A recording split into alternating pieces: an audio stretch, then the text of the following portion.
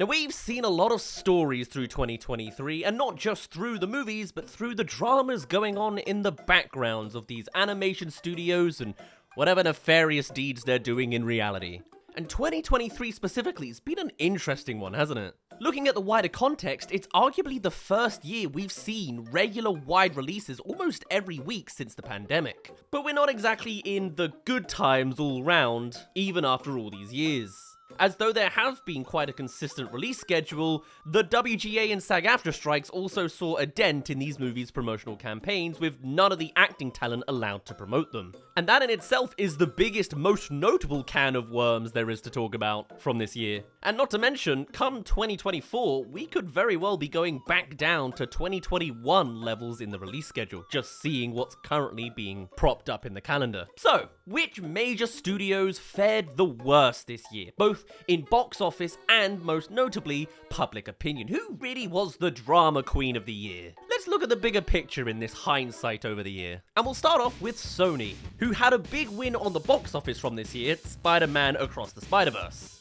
Of course, becoming their most successful animated movie of all time, grossing almost $700 million. You know this, it's pretty standard, one of the best movies of this year, and it's on a whole nother level, right? However, there was a bit of a sour taste to that when it transpired that the animation staff weren't exactly treated the best during production. With allegations of animators being overworked and underpaid, it seems to be the running story of Hollywood in 2023. And it's especially disappointing considering this movie is setting the new standard bar for animation. You would hope that it would nail perfection in every direction, not just creating a whole new form of animation that'll be the trend for the next 5 to 10 years, but to also actually maybe treat their staff right.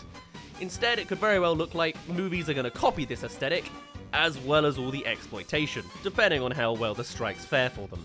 And actually, animators aren't on strike. That was something else completely. Still, with this overworking drama, it's unclear who was the most responsible for this. As a fan of Lord & Miller, their addressing of this issue was somewhat disappointing, since obviously they're not going to be out calling for the union rights of their underlings, I guess. It could also be a matter of they are high-profile characters, they kind of want to keep their careers. It's like a less creepy but still awkward conversation style as keeping the Weinstein secret, you know? If you call out the company that's feeding you, you're gonna lose your career, perhaps. Still, I would have liked a more overt condemning of the treatment of the staff who were under their producership, you know? Because at the end of the day, it's the people on the bottom that are really making these movies. So, moving on to Universal, who did pretty well out of their piece of the Barbenheimer pie. Indeed, when Warner Brothers royally cheesed off Christopher Nolan with their now notorious move to simultaneously release movies in theaters and on HBO Max, the bidding war to distribute his next project was insane. Universal was the eventual victor, getting their hands on Nolan's biographical epic Oppenheimer. Seemingly out of spite, Warner Brothers made the bold move to challenge Nolan's new gig by pitting it against their pink saturated blockbuster Barbie. However, as the world came to witness, instead of putting a dent in Oppenheimer's box office, this decision led to the biggest movie event of the year. Rather than hindering their ex's box office, they in fact elevated it. To date, Oppenheimer has made just under $1 billion, though Barbie has made over $1 billion, so maybe in that lens, they won, though they do have a gigantic brand attached to them, and the other guy has war. And yeah, for an R-rated biopic about a scientist, that is absolutely insane numbers. In addition to this, Universal's collaboration with horror maker Blumhouse continues to crank out hugely profitable movies with budgets that are essentially just loose change in a corporate pocket. However, it's not a full home run for the studio, with their previously treasured Fast and Furious franchise experiencing its lowest grossing entry yet. Throw in the DreamWorks flop Ruby Gillman Teenage Kraken and suddenly it looks like Oppenheimer's done a lot of the heavy lifting to stopping them being total losers this year. Now, let's not forget the little guy in all of this, Lionsgate. They still count. They had one of the biggest successes of the year, with John Wick 4 becoming the highest earner of the franchise, no matter how many stairs Keanu Reeves fell down in Paris. The new Hunger Games movie, on the other hand, is not doing so great, to be honest. For a franchise that has floated close to $1 billion, $280 million a month into release isn't exactly what they'd be looking for. Still, at the very least, they kept their nose out of drama, other than, of course, the classic strikes. But even on that front, it was mostly the bigwigs like Disney and Netflix that were really holding back negotiations. Paramount, bless them, they had a record-breaking year in 2022 with mega hit Top Gun Maverick, leading other successes such as Sonic 2 and the horror movie Smile. However, 2023, not so much. Their big gun, Mission Impossible, despite a strong positive reception, got completely steamrolled by Barbenheimer the subsequent weekend. Beyond that, I think everyone's forgotten the latest Transformers even came out this year, and their Spider-Verse adjacent take on the Ninja Turtles flopped big time, grossing only $180 million, as much as a lot of people really like it. Just for context, when Flushed Away made about that much in 2006, that caused DreamWorks to break their deal with Aardman. Cowabunga. But hey, better than Paramount's other Nickelodeon release with the second Paw Patrol that's made an almighty $144 million. Oh dear, these guys are in trouble. In fact, there's already whispers that either Warner Bros. Or Apple would be interested in a 20th Century Fox-esque takeover, which is as depressing as it sounds. And sometimes it sounds like they're giving up on the theatrical front, as movies like Under the Boardwalk they just shoved to the side on their own streaming services. As well as the upcoming Tiger's Apprentice, which they haven't even released their trailer on YouTube yet. They're having a whole identity crisis over there. Right, here we go. When you think of 2023 movie studio drama, you think of Warner Brothers. Ah, boy. Well, first, we'll at least point out that they did release the biggest hit of the year. Whilst it did also raise their ex-fling Christopher Nolan's movie in the process, Barbie was the victor of the summer with a whopping $1.4 billion. And it's a good job, because their superhero efforts with DC have been an absolute car crash. If there were any questions to why James Gunn's been brought in to do a hard reboot, just take a look at the 2023 box office. Bear in mind, these are tentpole movies that are engineered to at least crack $500 million. Shazam, $133 million. Blue Beetle, $129.3 million.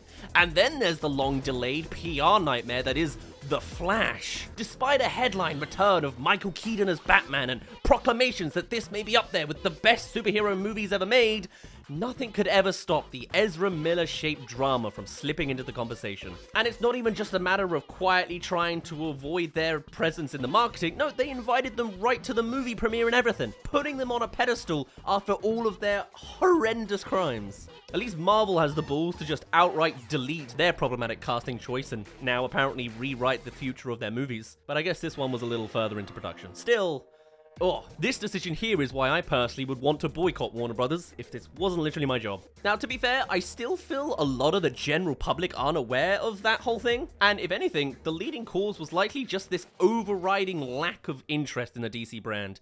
It all went downhill for them at once. They still got Aquaman 2 coming, which is the only DCEU movie to crack $1 billion, but current estimates suggest that this final entry in the franchise will bow out, like the other 2023 efforts. In fairness, DC's new co-CEO James Gunn did also direct the highest grossing and most praised comic book movie of the year. It was just for their rivals at Marvel.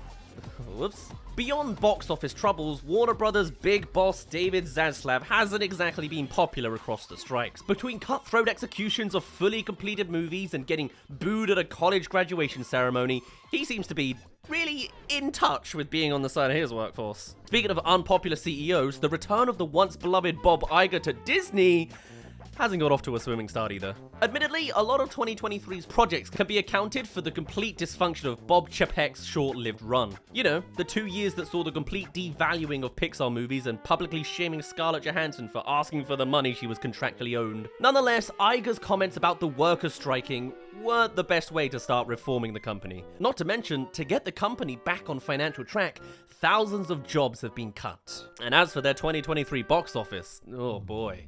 Whilst Guardians of the Galaxy 3 did them a lot of favors, being their highest grossing release, you cannot say the same about the other two Marvel releases. Whilst Ant-Man Quantumania managed to crawl its way to just under $500 million, it became Marvel's most critically panned movie to date. It may have done okay, but there's no doubt that this tarnishing of the MCU's reputation could spell a lot of trouble going forward. Case in point, The Marvels is their lowest grossing release by some margin.